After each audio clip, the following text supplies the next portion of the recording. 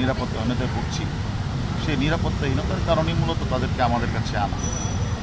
এবং আপনারা জানেন তারা এখনও পর্যন্ত সুস্থ আছে। আমি আপনাদের গতকালও বলছিলাম যে তার পরিবারের কাছে আপনারা মেসেজ দেওয়ার জন্য যে তারা আমাদের কাছে ভালো আছে। Extremely clear in expressing our concern about what is happening in Bangladesh. আসসালামু আলাইকুম প্রিয় দর্শক, আশা করছি সকলেই ভালো আছেন। দর্শক, আমি মোহাম্মদ রুবেল হোসেন আপনাদের সামনে আবারও হাজির হলাম আপডেট ও গুরুত্বপূর্ণ একটি নিউজ নিয়ে। প্রিয় দর্শক, পুরো বিষয়টি আপনাদের সাথে ক্লিয়ার করব। সরকার মোটেও ভালো নেই এবং সরকারের যে নেতাকর্মী আছে, পুলিশ প্রশাসন, বিজিবি, সেনাবাহিনী থেকে সবাই প্রচণ্ড চাপে রয়েছেন। কারণ অলরেডি যুক্তরাষ্ট্র থেকে রোজারি স্টিফেন আর ম্যাথিউ মিলার এবং যুক্তরাষ্ট্র থেকে শুরু করে আপনার জাতিসংঘ থেকে বিবৃতি দিয়েছেন এবং সরকারকে বলেছেন যে খুব দ্রুত তথ্য, লিখিত তথ্য এবং ভিডিও ফুটেজ তারা চেয়েছেন। তারা সোশ্যাল মিডিয়াতে, ইউটিউবে এবং ফেসবুকে দেখেছেন যে মিছিলে শিক্ষার্থীর ওপর কারা নির্বিচারে হামলা চালিয়েছেন। তারা স্পষ্ট বুঝিয়েছেন। সরকার থেকে যখন বলছেন তারা ছিল বিএনপি নেতাকর্মী, জামায়াত শিবিরের, তারা পুলিশের পোশাক পরিধান করে তারাই গুলি চালিয়েছে শিক্ষার্থীর উপর। এমন একটা প্রতিবেদন যখন দেওয়া হয়েছে তখনই তাদের মাথা ঘুরে উল্টো দিকে চলে গিয়েছে। তাই তারা আবারও বলেছেন যে যত দ্রুত সম্ভব লিখিত অভিযোগ এবং তথ্য আমাদের কাছে দিন। দর্শক, এই তথ্য নিয়ে তারা বিশ্লেষণ করবে এবং গবেষণা করবে। করার পরে তারা খুব শীঘ্রই, যদি বাংলাদেশের সরকার রাষ্ট্রমন্ত্রী থেকে শুরু করে সেনাবাহিনী যদি দোষী সাব্যস্ত হয়, তাহলে অচিরেই মার্কিন নিষেধাজ্ঞার কবলে পড়তে যাচ্ছেন তারা। সেনাবাহিনীর ওপর মার্কিন নিষেধাজ্ঞার রাষ্ট্রপতি, তারপরে ওবায়দুল কাদের এবং প্রধানমন্ত্রী থেকে শুরু করে যত উপর লেভেলের ঊর্ধ্বতন কর্মকর্তা রয়েছেন তাদের উপরে মার্কিন নিষেধাজ্ঞা দেওয়া হবে। কেন দেওয়া হবে? জনগণের বাক স্বাধীনতা রয়েছে, গণ অধিকার রয়েছে, গণতান্ত্রিক অধিকার রয়েছে, তাদের মিছিল মিটিং করার অধিকার রয়েছে। সেই মিছিল মিটিংয়ে গুলি চালাবে বা হামলা করবে, নির্বিচারে তাদের প্রাণ কেড়ে নেবে, এই অধিকার কাউকে দেওয়া হয় নাই পৃথিবীর কোনো দেশকে। তাহলে বাংলাদেশে এরকম একটি ছোট দেশ এবং শান্তিপূর্ণ একটি দেশে কেন 210 জনের প্রাণ কেড়ে নিল? এর জবাব দিতে হবে। কারণ 210 জন তো কারো ক্ষতি করেনি।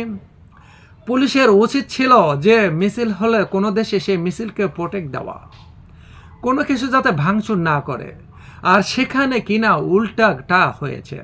এবং ঊর্ধ্বতন কর্মকর্তা যারা ক্ষমতাসীন তারা বলছেন যে বিএনপি, জামায়াত পুলিশের পোশাক পরে নির্বিচারে ছাত্রদের উপর গুলি চালিয়ে দিয়ে পাখির মতো হত্যা করেছে। তা দর্শক, যেহেতু সবার কাছে ভিডিও ফুটেজ রয়েছে, বর্তমানে বাংলাদেশে প্রতিটি পরিবারে, প্রতিটি ঘরে একটি করে সাংবাদিক রয়েছেন। কারণ সবার কাছে অ্যান্ড্রয়েড ফোন, তারা ভিডিও করে রেখেছেন এবং ফেসবুকে আপলোড করেছেন। যখন ইন্টারনেট বন্ধ করে দেওয়া হলো তখন কিন্তু তারা আর ভিডিও আপলোড করতে পারেনি। সেখান থেকে স্পষ্ট বোঝা যাবে বিএনপি, জামায়াত শিবির, ছাত্রদল, ছাত্রলীগ, ছাত্র শিবির কারা গুলি চালিয়েছে। এমনিতেই সব পরিষ্কার হয়ে যাবে। গণমাধ্যমে, বড় বড় পত্রিকায় আমরা দেখেছি যেসব যারা গুলি করেছে কোথাও কিন্তু কেউ উল্লেখ করেনি গুলিটা কারা করেছে, তা কারোর নাম উল্লেখ করেনি, কোনো দলেরও নাম উল্লেখ করেনি। শুধু বলা হয়েছে গুলি খেয়ে এতজনের মৃত্যু হয়েছে। দর্শক, কারণ গণমাধ্যমও চাপে রয়েছেন। সরকারের বিরুদ্ধে বা দেশের বিরুদ্ধে কোনো কথা লিখতে গেলে আপনি গ্রেপ্তার হবেন, আপনাকে দেওয়া হবে রিমান্ড, আপনার জীবনে 12টা বাজিয়ে দেওয়া হবে।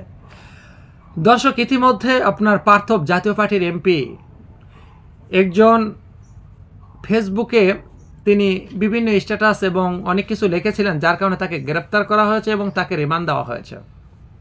আপনারা জানেন আরেকজন রাজনীতিবিদ শক্তিধর ভিপি নুর, দরজা ভেঙে তার বাসা থেকে তাকে তুলে নেওয়া হয় এবং গ্রেপ্তার করা হয়। 5 দিনের রিমান্ড দিলে তাকে জিজ্ঞাসাবাদ করা হয় এবং জিজ্ঞাসাবাদের মধ্যে যেভাবে তার উপর টর্চার করা হয় সেটা বলার বাহিরে।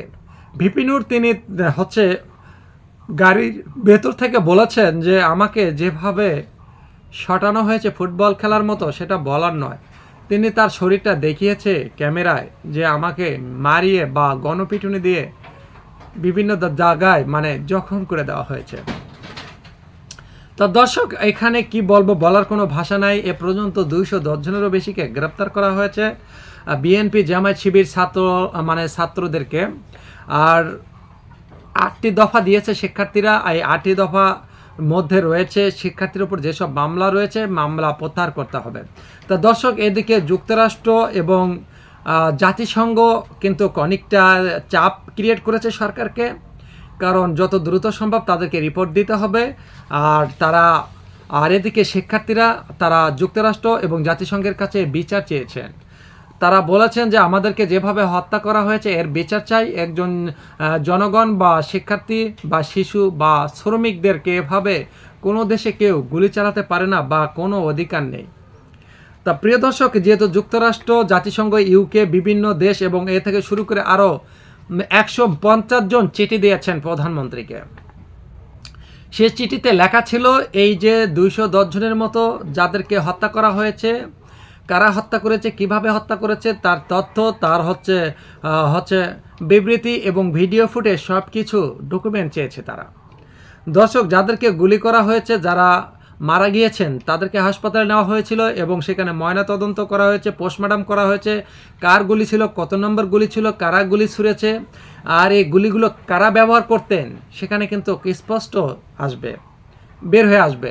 আর সেখান থেকে যদি তথ্য ফুটেজ নেওয়া যায় সঠিকভাবে, তাহলে বেরিয়ে আসবে এই গুলিগুলো কারা চালিয়েছে, কারণ প্রতিটা গুলির নাম্বার রয়েছে আর এই গুলিগুলো কার কাছে ছিল, কারা ব্যবহার করেছে। তারা বলছেন, ঊর্ধ্বতন কর্মকর্তারা বলছেন যে মিছিল মিটিংয়ে বিএনপি, জামায়াত শিবির এবং ছাত্রদল তারা পুলিশের পোশাক পরে, র্যাবের পোশাক পরে তারা হামলা চালিয়েছে। দর্শক, তারা যদি হামলা চালায় তাহলে গুলিগুলো কোথায় পেল? তারা যেসব গুলি বাজার থেকে ক্রয় করবে সেই সব গুলির যে টোটা আছে, তার নাম্বার আছে, সেটা কিন্তু বোঝা যাবে। বাইরের গুলি কোনটা, সরকারি গুলি কোনটা, সেটা কিন্তু নাম্বারগুলো খাতায় হিসাব করা রয়েছে আর তদন্ত করলে বেরিয়ে আসবে। যেহেতু বাংলাদেশে বিভিন্ন বাজার, দোকান, কলেজ, প্রতিষ্ঠানে সিসি ফুটেজ রয়েছে, সিসি ফুটেজ পর্যবেক্ষণ করলে বোঝা যাবে কার হাতের গুলি খেয়ে কারা মারা গেছে আর অবশ্যই সেই সময় সবার হাতে মোবাইল ফোন ছিল, অনেকে ভিডিও করেছে, তাদের কাছে ভিডিও ফুটেজ আছে।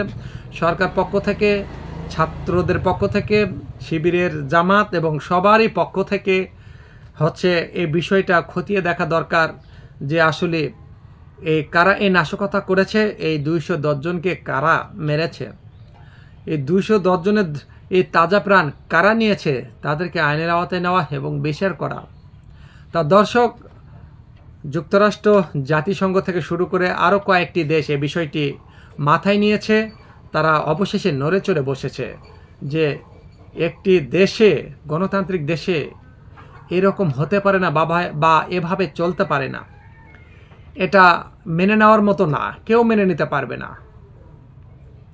350+ দেশ আছে, কোনো দেশে এরকম বর্বরতা হামলা এখনো কোথাও চালানো হয়নি যেটা চালানো হয়েছে আমাদের বাংলাদেশে। তা দর্শক, সকল ক্ষমতার উৎস কিন্তু জনগণ। তা যারা এই কাজটা করুক না কেন, তাদেরকে আইনের আওতায় নেওয়া হোক এবং তাদের বিচার করা হোক যে এতগুলো প্রাণ যে কেড়ে নিল, এটা কিন্তু মেনে নেওয়ার মতো না। তার পরিবার কিন্তু এটা মেনে নিতে পারবে না। তাদেরকে হাজার হাজার কোটি কোটি টাকা দিলেও তারা কিন্তু শান্তি পাবে না। তারা চায় তার ছেলেকে ফিরে, আর তার ছেলেকেও কেউ ফিরে দিতে পারবে না, আর তাদের বুকে কেউ শান্তিও নেমে দিতে পারবে না। তা দর্শক, আপনাদের মতামত অবশ্যই কমেন্ট বক্সে লিখে জানাবেন। আবারও দেখা হবে নতুন কোনো ভিডিওতে, ততক্ষণে ভালো থাকবেন। আমি রুবেল হোসেন, আসসালামু আলাইকুম, আল্লাহ হাফেজ।